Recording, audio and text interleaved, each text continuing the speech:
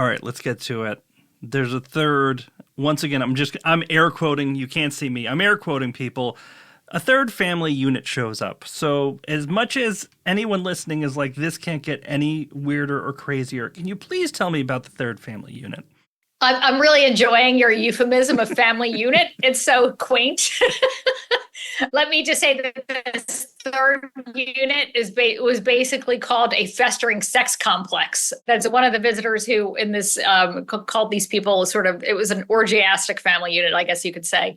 Anyway, the third family unit consists of a woman, the Baroness, called the Baroness. A lot of people call her a self-proclaimed Baroness, but I was able to discover actual true Austrian Baroness. She comes over with two lovers.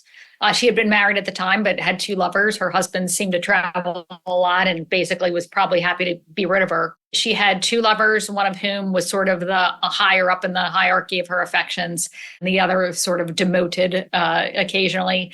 And also lucky enough to travel over from Paris, where she was living at the time, with an Ecuadorian contractor. He was a native Ecuadorian who she thought would be useful in translating and working on sort of the logistics of building her hotel. Her idea was that she was going to go to Floreana Island and build a Miami-style tourist hotel for wealthy Americans. You can imagine that Dr. Ritter, Dory, and the Whitmers, who basically just wanted to live in peace and quiet with their family, and Ritter to write his philosophy, they really did not take too well to the idea of a Miami-style tourist hotel on Floreana. I swear to God, when you write in the book that she was going to open up a hotel, I went back 2 or 3 pages because I thought Abbott missed a section. There's got to be somehow explaining how this woman would think that this was a good idea or even doable on a completely deserted island that took days to get to. And I'm like, no, she just thought it was a good idea. There's no reason it would be a good idea, but she was just kind of the type of person where reality didn't matter, did it? No, not often. No.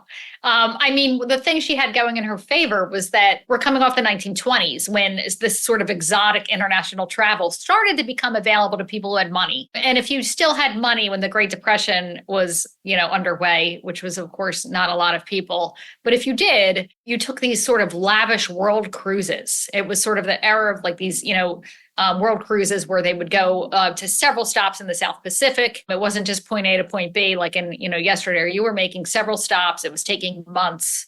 It was kind of a big draw for people who had that kind of time and money. And the Galapagos began to be a very important destination, and especially Floreana. At one point in, a couple of years down the road when things are getting crazier and crazier, Floreana and the settlers, these exiles, actually are listed on cruise itineraries as a must-see stop. So they become their own tourist attraction. It's kind of received with mixed reactions by them. On the one hand, first, these people, when they live in solitude and live off the land and sort of rely on their own self-sufficiency to thrive on the Galapagos, but they start appreciating what the Americans are bringing, what these wealthy tourists are bringing. It's like food, seeds, tools, hunting materials, and they start competing. They start competing for these kinds of things. And it becomes particularly a contest between Dr. Frederick Ritter and the Baroness to see who can get the most stuff.